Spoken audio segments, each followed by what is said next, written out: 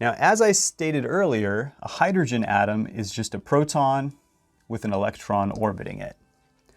But every now and then, there might be a proton and a neutron with an electron orbiting it.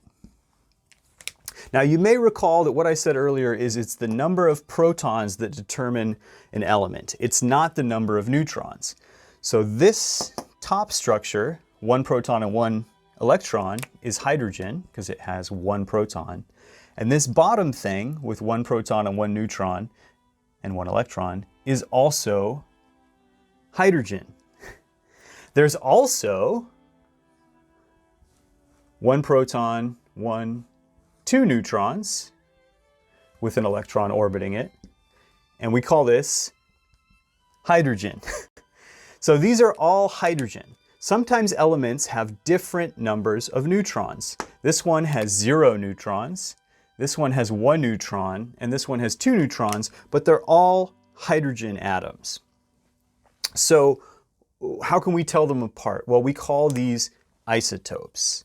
And isotopes are just versions of an element with different numbers of neutrons.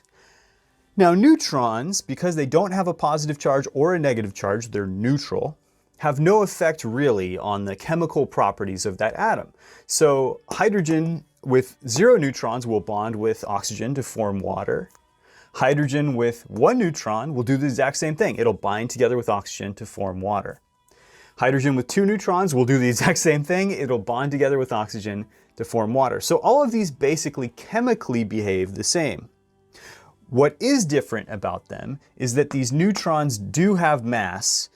They are heavy, and so this hydrogen with 1 neutron, we call this deuterium, is slightly heavier than normal basic hydrogen.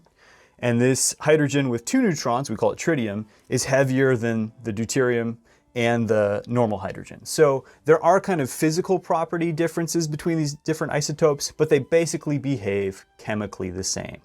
So just remember that it's the number of protons that make an element, but the number of neutrons can change, and these different versions are called isotopes.